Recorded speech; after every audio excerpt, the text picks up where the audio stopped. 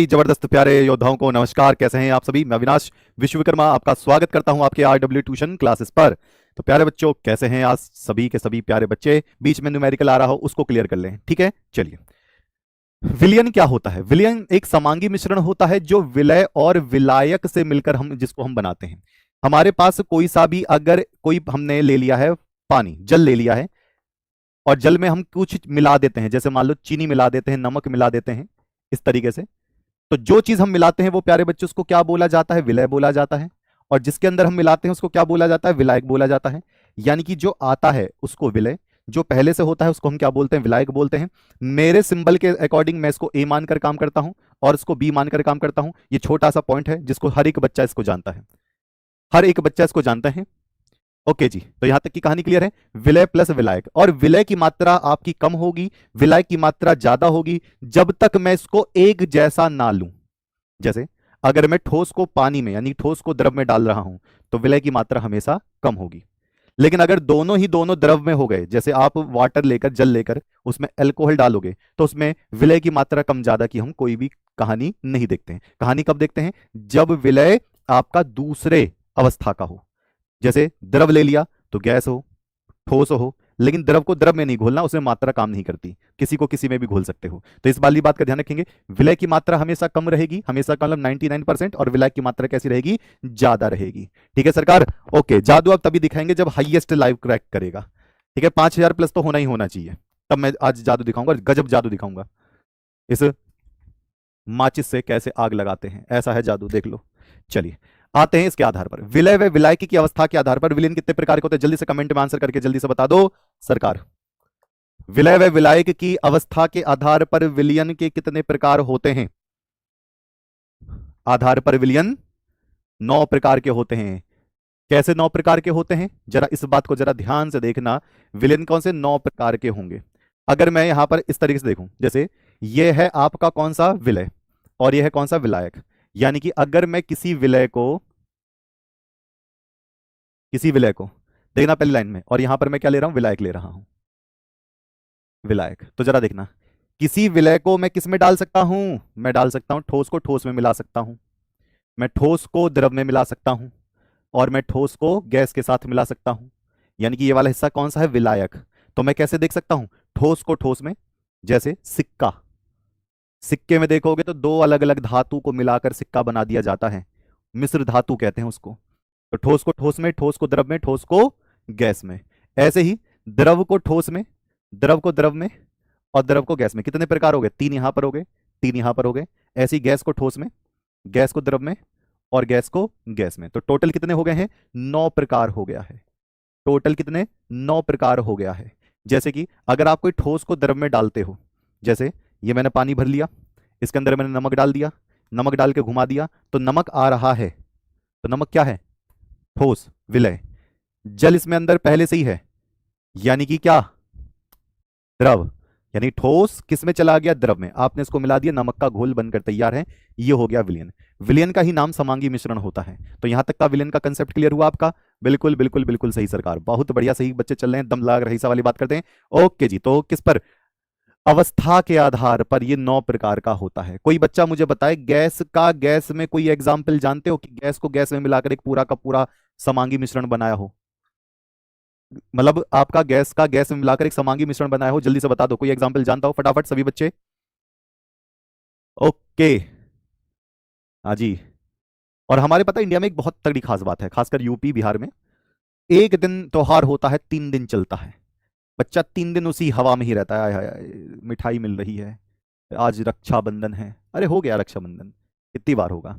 ऐसी दिवाली होगा तो 3-4 दिन तक दिवाली रहेगा, ईद रहेगा 3-4 दिन तक ईद ही रहेगा। और बाहर के बच्चे बेहतरीन, आज त्योहार मनाए, बढ़िया खाए पिए मौज लिया, अगले दिन से लग गए। ठीक है, चलिए अब आते हैं विलयता पर। विलयता को हम कहते हैं इंग्लिश में सॉल्युबिलिटी। ये बीच बीच में जगह मैंने आपको उनके लिए दे रखी है जो रिवीजन कर रहे हैं, और ये बाकी मैं समझा रहा हूं जो पहले से ही स्टार्टिंग से ही शुरुआत से ही पढ़ेंगे।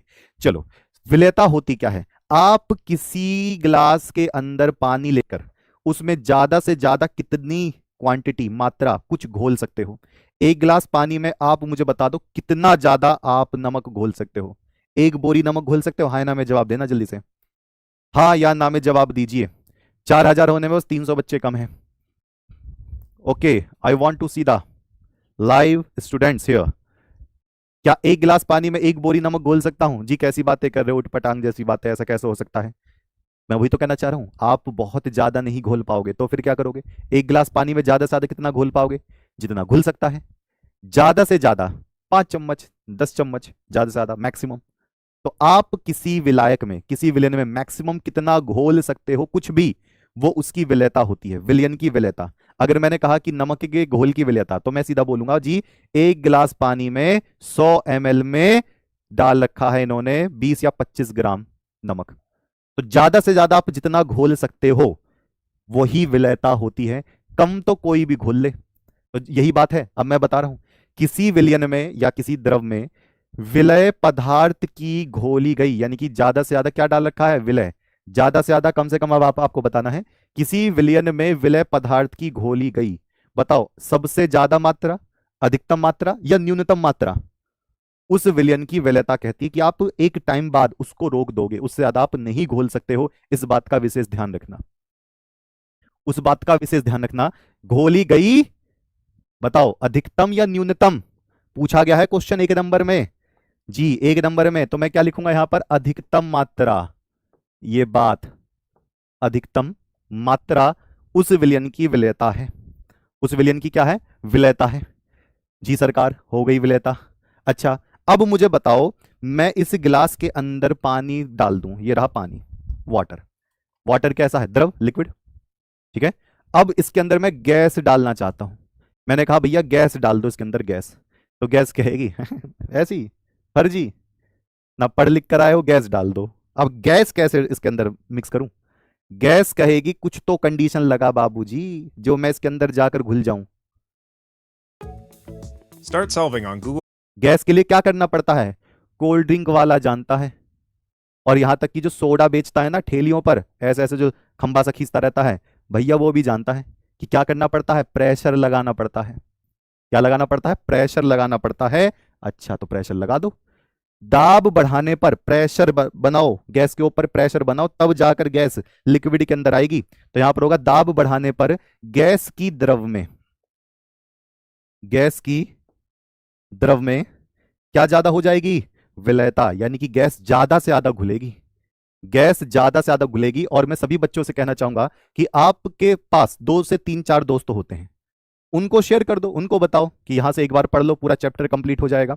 और जो भी बच्चे इस तरीके से जो अब से पढ़ना शुरू कर रहे हैं, वन शॉट से वो अपना चैप्टर कंप्लीट करेंगे, तो मैं सारा पॉइंट करवाऊंगा, उसके लिए परेशान मत होना, बेहतरीन तरीके से काम करेंगे। दोस्त नहीं है तो छोटे भाई को लेकर बैठो, साइंस पढ़वाइए।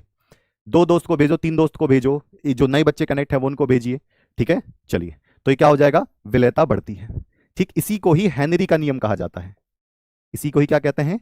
हेनरी का नियम कहते हैं कि दाब बढ़ाने से गैस की द्रव में विलयता बढ़ती है। तो इसका मतलब अगर मैं इसको लिखूं, प्रेशर, दाब सीधा समानुपाती क्या हो जाएगा? मोल प्रभाज। मोल प्रभाज हो जाएगा। एक्स को क्या कहते हैं? मोल प्रभाज। और अगर मैं इसका फॉर्मूला जनरेट करूं, क्योंकि सिलेबस में सीधा सीधा हेनरी नियम नहीं लिखा होता, सिलेबस में ये लिखा होता है, तो मैं अगर इसको सही करूं तो P बराबर, मुझे बता सकते हो कौन सा स्थिरांक आएगा? कौन सा स्थिरांक आएगा? चलो ठीक है, मैजिक एक काम करते हैं, 4,500 लाइव पर मैं दिखा दूंगा। जैसे 4,500 क्रॉस हो जाते हैं 5,000 टच में, मैं दिखा दूंगा। ठीक है, P बराबर, बच्चे ये तो ना कहें कि जी गुरुजी आए हम दिखाए नहीं। P बराबर KH(x). P बराबर KH(x). यहां पर जो KH होता है इसको कहते हैं हेनरी स्थिरांक। इसको क्या कहते हैं? हेनरी स्थिरांक। हेनरी स्थिरांक। हेनरी। तब तक के लिए तगड़ा वाला नमस्कार और जय हिंद।